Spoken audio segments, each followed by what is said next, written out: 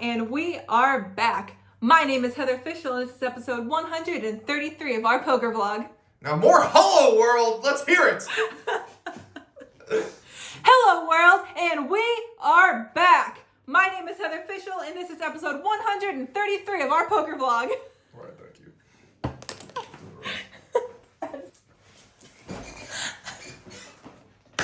And for this one, we play a 2-5 no-limit hold'em session at Sarasota, Florida, the One-Eyed Jacks Poker Club. I have a ton of hands to go over, and we're going to get right into it.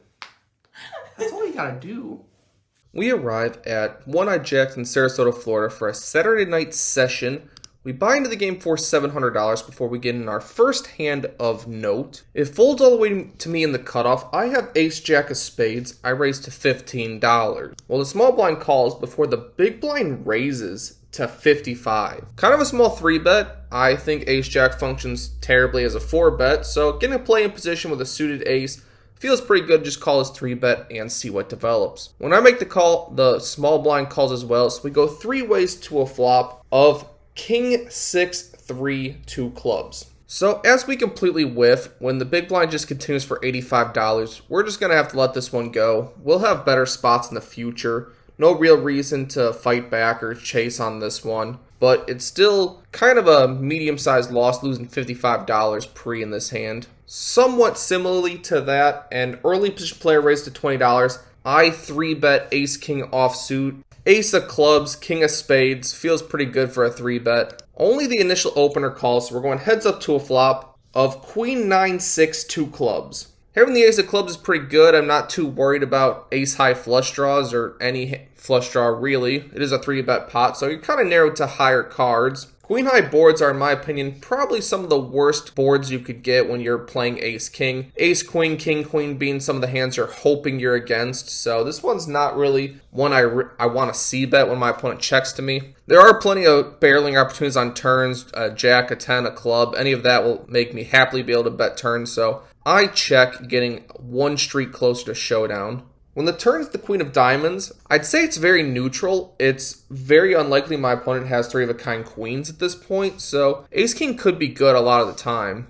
But my opponent down bets the flop action, betting $50. Feel like this is kind of draw heavy. It could be like jack 10, could be 2 clubs. Maybe a random 9 feels pretty comfortable in the top card pairs. So I think both calling and raising as a bluff are available in this spot. I think raising doesn't make a whole lot of sense. There are times where I'd check back top pair, top kicker, but probably not on a board this draw heavy. So I don't think raising in this particular spot makes sense. I don't think I can credibly rep a queen. But I think my hand's strong enough to call and see what develops. So that is what I do. When the river is the 6 of clubs, well, now it's really goofy. Clubs get there, but it's pretty unlikely my opponent has that when they check it to me. Well, I think I have a decent amount of showdown value.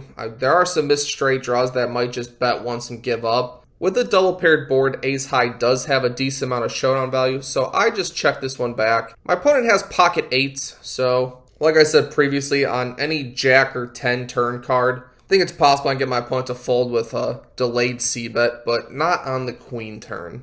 I tell you these two hands to explain that now I'm in for $1,000. Nothing too notable, just kind of some pre-flop and turn bet misses. But either way, not with one limp. The button makes it 25. I'm in the small blind with pocket 9s. I'm going to make the call. I think 3-betting is a mistake at a table that's kind of tight. Not too bad, but not the loosest, wildest table I've ever played at. So I make the call. We get a beautiful flop on queen 9-4 rainbow.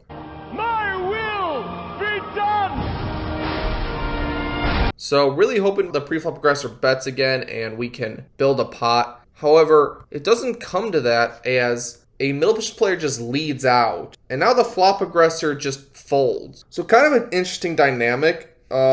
I guess he would lead out with just random queens. And against that hand, I expect him to bet multiple streets. If he's willing to bet into a preflop aggressor, I don't really see him slowing down too often. So I'm going to just call this street, hopefully raise the turn. When the turn is the 7 of clubs, brings 2 clubs, I check it. And my plan goes horrible as my opponent checks it back. Not sure exactly what story he's telling, but when the river is the 6 of clubs, brings 3 clubs on board, brings a straight possibility. Even with all this dangerous stuff out there. I don't really expect my opponent to ever have clubs, ever have a straight. So I can go for some pure value. I'm going to bet kind of small here. I'm really trying to just get called by a queen. So we're going to settle on a sizing of $65. After a pretty short tank, my opponent just kind of flicks it in, so possibly could have got more, but pocket nines are definitely going to be good in this scenario, and we pick up our first pot of the night. Following that, we upgrade one. With one limp, the cutoff raises to 20. I have pocket 10s on the big blind. Same story as before, not really trying to 3-bet this wide. They're a little bit tighter of a range I'm going to 3-bet, so I make the call. The big blind and the limper calls as well, so we're going 4 ways to a flop of queen 4-4 rainbow. Feels pretty good this time without a middle position lead, and a pre-flop aggressor checks to me. I think I have the best hand here all the time. I think queens would just bet here. They feel pretty confident. I think it's unlikely people have a 4. So 10 should be pretty good, and I'm going to bet on a little bit larger than half pot here.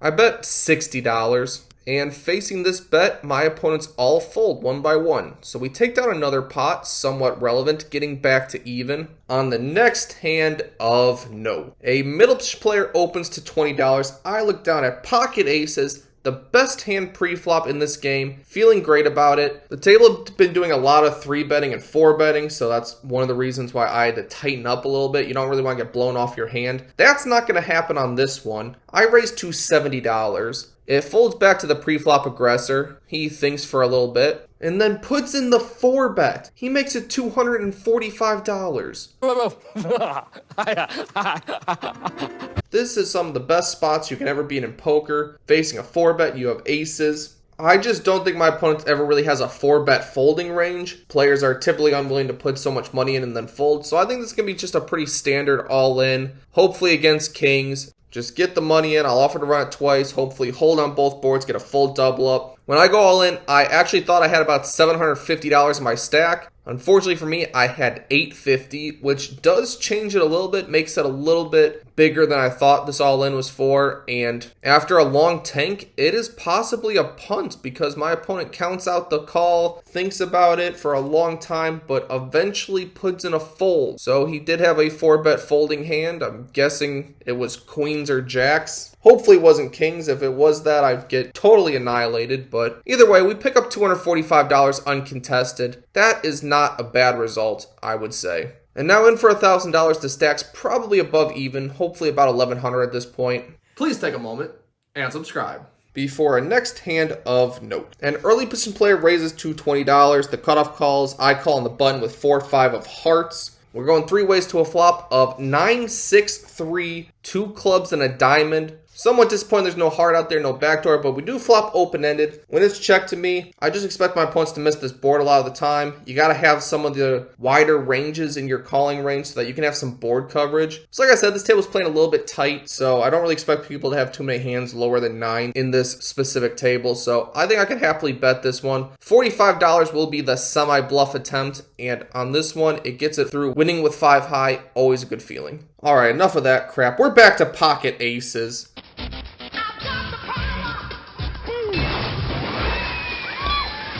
Middle position raised to 20. I raised to 70 because aces seem to be the only hand in my 3-betting range. My opponent makes the call, so we're heads up to a flop of queen 9-3 rainbow. Happy with this board. It's disconnected. Get value from all the queen X's, some of the 9s, maybe jack 10, king jack, things such as that. When my opponent checks to me, I think it's a standard down bet spot. I bet $60. Really, I could go closer to 50. Really trying to get that 1/3 sizing, but still trying to get some money from a queen. Don't really expect it to fold. Don't really expect much else to call anyway. So 60 was the number at the moment, and my opponent folds pretty quickly. I just show somewhat friendly table. There are viewers of the channel there, so they get to see it anyway when it comes out. So no shame in letting them know that I 3-bet aces. But now we're going to downgrade a bit. Can't play aces every hand. This time we have 2 black kings under the gun. I raised to $20. There's one middle position player calls. The small blind makes it 75. Okay. Should I 4-bet kings as well? I don't really want to get a fold out of this opponent. I'd rather just play a few streets in position to him with kings. Pretty easy to navigate. Needs some stronger hands in your calling range. So trying to not end this hand here. I choose to just call. The middle position player calls as well. So we're actually going 3 ways to a flop of Queen 8 Deuce Rainbow. Another dry, super good board for kings. All the queens are going to pay me off multiple streets. Feels pretty good. My opponent doesn't disappoint. He continues for $55. No real reason to raise here. I'm only getting called by better. Pocket queens, pocket eights. Everything else is pretty much going to fold. So happy to just make the call here. The other player gets out of the way. So we're heads up to a turn card, which is the 7 of clubs. Shouldn't be relevant in a 3-bet pot. So when my opponent bets $100, I can happily call a second time. Nothing to really worry about. The queens would do the exact same thing. Really hoping I'm against an ace-queen type hand. But we're heads up to a river, which is the 9 of clubs. Backdoor clubs get there, but we have the king of clubs, so we're not too concerned about that. Maybe a hand like ace-jack of clubs is possible, but when my opponent checks to me, you can pretty safely take that off the table. Now it's time for me to go for some value. I think the best hand my opponent can ever have is ace-queen. Sometimes I guess my opponent can have pocket aces still, but if we value on ourselves that way, I mean, I guess I'm just happy we didn't get it all in, but we can't check this one back. I make it 175, and after a little bit of thinking, my opponent folds. He is a viewer of the channel, very talkative, very kind, and for that, I will give you the show, sir, so you don't have to wait. It was fun playing with you. I'm sure we'll be battling in the future. Now, the stack's looking good. Definitely over a 1K stack. Should be about 1,400. Feels pretty good. In this hand, there's one limp. I'm on the big blind with king-jack offsuit. I raised to $20. The limper is the only call, so we're heads up to a flop. Flop very good on the king 6 2 hearts board. We don't have a heart in our hand, but having so much of the board locked up feels like I can't bet just yet. Hopefully my opponent can catch up, get value on later streets, so I check it to him. This also adds some stronger hands in my checking range. I will have 3 of a kind sometimes, just need to hope my opponent catches up to get some value. He checks it back, somewhat disappointing. Turn is the 4 of hearts. So 3 hearts on board, kind of dicey, but now we can get value from the ace of hearts, the queen of hearts, hands like that. So we can bet small pretty happily on this board. I make it $20. Opponent calls very quickly, happy to see that. Queen of clubs is the river. Not a particularly bad card. I was losing to king queen anyway, not that I ever really think my opponent has that, or pocket queens. So this one's one of the safer ones, I would say. I'll go for some value again. Hopefully my opponent has like, I don't know, queen jack with the queen of hearts and we'll pay off a bet. So I bet $45, but my opponent snap folds, so we're no additional value to be had on this one. But always nice to make trips and win a hand. Following that, the under the gun player raises to $25. I'm in the big blind with pocket sevens. Definitely going to defend this one. I don't see myself folding pocket sevens to an open. We can set mine. We can get favorable boards. All of that is on the table for this hand. And we do flop a set on 9-7 deuce 2 clubs. The opponent I'm against has been super aggressive, very bluff happy. So happy to be against this particular person. But when I check, he checks it back. Very unhappy to see that. Hoping he would just bluff with all his overcards and I could just smooth call him down. But when the turn is the queen of spades, I guess it's pretty easy for him to connect with that card. I'm not going to risk this checking through. I need to get as much money in now as I possibly can. So I bet $25. Opponent pretty much instantly calls. It's good to be building the pot. The river is the ace of spades. Not a particularly good card. Not because I'm beat, but because if my opponent was calling with just a queen, it's kind of hard to get called when an overcard hits the river. So I was planning on polarizing, just trying to rep missed clubs, but some of my missed clubs would include,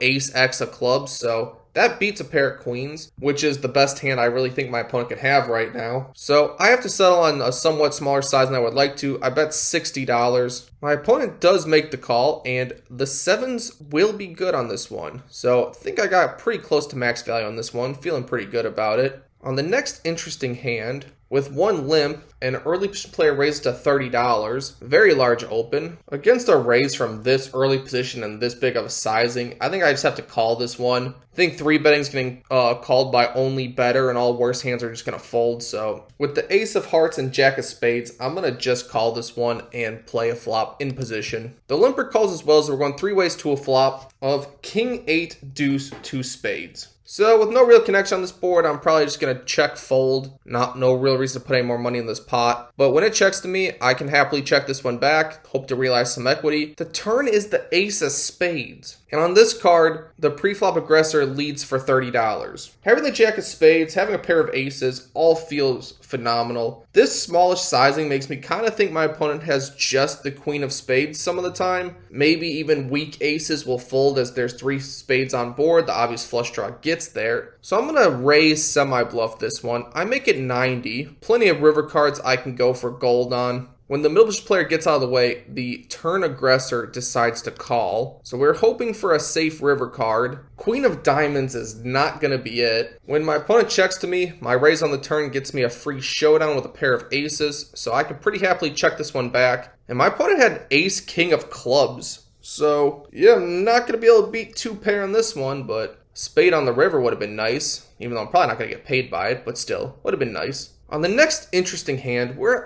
adding a double board PLO bomb pot. We have ace, ace, jack, 6 with ace, 6 of clubs. And the flops come 9, 4, 5 with 2 clubs and king 10, 8 with 2 clubs. So flopping the nut flush draw on both boards plus, a pocket aces feels pretty good. Even though I'm in early position, I think I could bet small on this, hope to build a pot, hit one of my nut flush draws, and reevaluate from there. So I start with a $50 bet, trying to thin the field. It works slightly. 3 players call, but we've still trimmed the field down to half, and the pot is building. The top turn card is the 3 of clubs. We turn the nuts, and the bottom turn card is the 6 of hearts, so we turn a pair of 6s. Either way, having the nuts on one board and the nut draw on the other one, I think this is a pretty easy bet spot. I make it 175. Don't want to fully pot it. I have like 1,500 in my stack. Not really trying to get full on stacks here for half the pot when the nuts can change pretty easily by the river. But 175 will be the wager. One middle position player tanks for a while and then calls. And then the late position player raises to 700. Ugh. It looks like my new co-anchor may need a glass of water. Well, I can't fold here. I have the nuts. I have a nut draw on the other board. Even a queen gives me the nuts on the second board because there aren't too many clubs left in the deck. There are no straight flushes possible, having exactly the ace and the 6 of clubs blocking all the other straight flushes, so we're going to just call this one, hopefully hold, hopefully get a safe river card. We can get it all in then if that happens. When I call the $700, the middle position player tanks for a long time. Before finally agreeing that there's too much money in there to get away from it, he slides his chips in the middle. It'll be $725 total, so both me and the later position player throw in a single $25 chip. Dealer, can I get a safe river one single time in a massive pot in my entire life? Nope, top river is the 4 of diamonds. Obviously the board pairs. I mean, it's how could it not? I mean, it's me.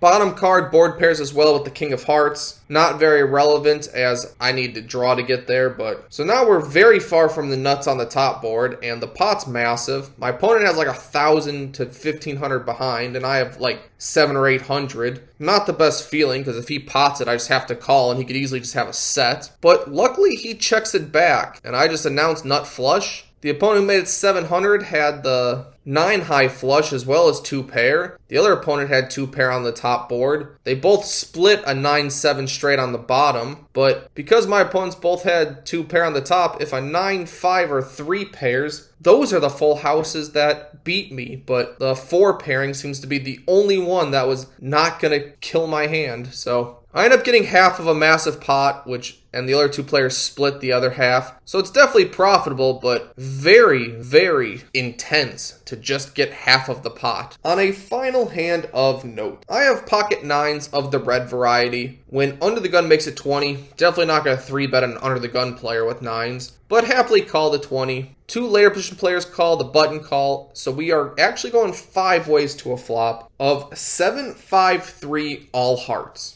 When the pre-flop aggressor checks to me, I'm not going to check this one back. Having the 9 of hearts, somewhat relevant. Also, the overpair is the more obvious hand that I'm playing. Feel like it's the best hand often enough and need to be protecting and even get value from just the naked ace, naked king of hearts. So I bet $60. And this one will be enough. Everyone folds and we take down a final pot of the night. On this day, we are into the game for $1,000, out of the game for $14.55, which is a profit of $455 across 5 hours, equated to $91 an hour or 18 big blinds an hour.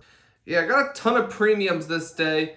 I probably should have just called the 4-bet with the aces, try to get some post-flop money in there, but I mean, it is what it is. I'd rather get all the money in pre, just run it out. So hopefully my opponent didn't fold the premium. Otherwise, it was pretty bad misstep. But either way, if you enjoyed the content, please stay tuned. I have a massive win of over $2,000 in under an hour of play. That'll be the next episode. Be on the lookout for that, and I will see you on the next one.